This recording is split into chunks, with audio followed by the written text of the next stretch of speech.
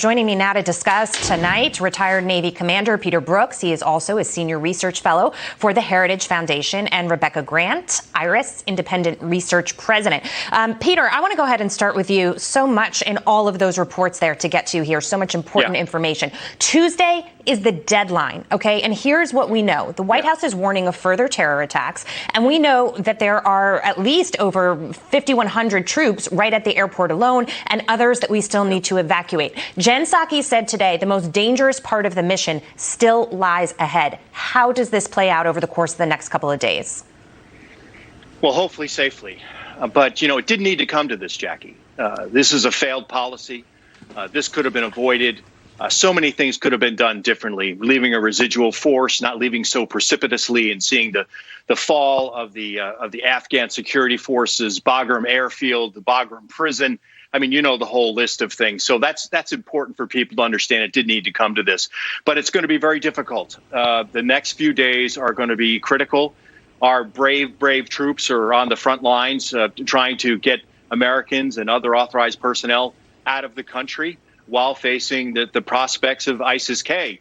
Hopefully, we can get a beat on these guys, ISIS-K, and deter or defeat or disrupt those plots before they're able to do this. Relying on the Taliban is very, very sketchy.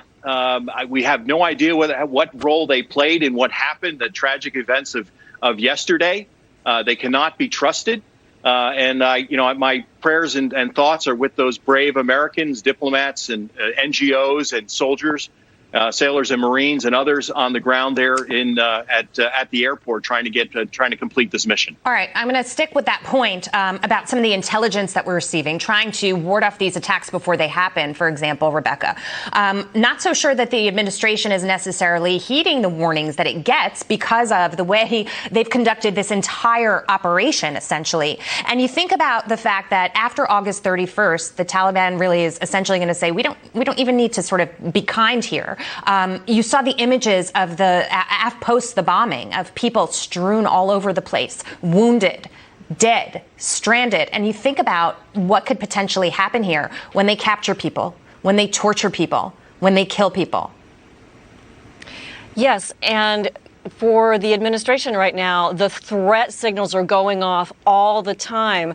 Remember, ISIS-K is the most heartless group. This is the group that last year bombed a maternity ward and a hospital and a university. So they are really, really bad. There are threat indications all the time. And right now, the airport is a bit of a soft target because we don't have that extended perimeter. So as the evacuations continue, our forces there on the ground have to be very, very careful to keep that perimeter as secure as possible. It's almost an impossible task. What would help is some powerful U.S. airstrikes against ISIS targets. Right. We've hit many ISIS targets in the past in Afghanistan. Time to do so again. Look, obviously, Peter, we can't secure the perimeter of the airport, and that is why U.S. officials here are telling people don't make the trip to the airport and go back. But then you sit there and say, we only have a few days left. How are we going to get everybody out that needs to get out if you're telling them to turn around and go home? Oh, and by the way, Peter, where are they going to go?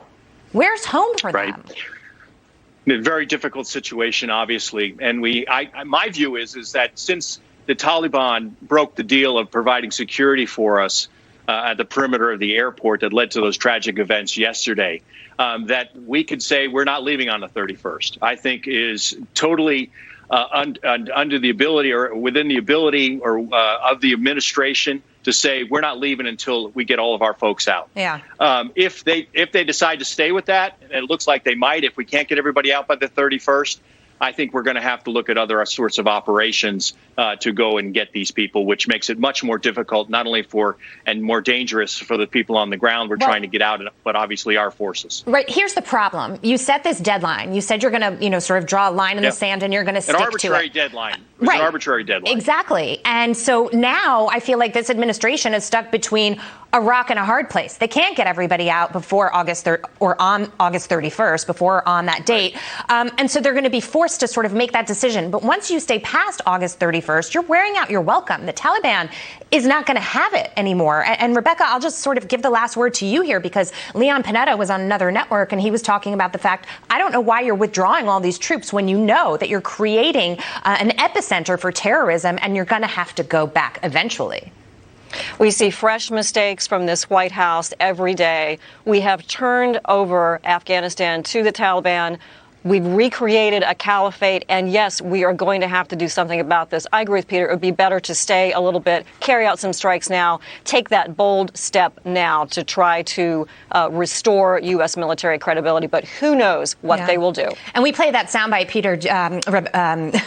Hillary Vaughn played it, of Peter Ducey in the briefing room, and he asked Jen Psaki about what it specifically means when the president said, we're going to hunt you down and make you pay. And she said that the president doesn't want these people to live on the earth anymore. But if you look at how this administration has acted, they don't actually do anything about it. So it remains to be seen how they will hunt these people down. Peter and Rebecca, we're out of time, but I really appreciate you joining us tonight. Thank you.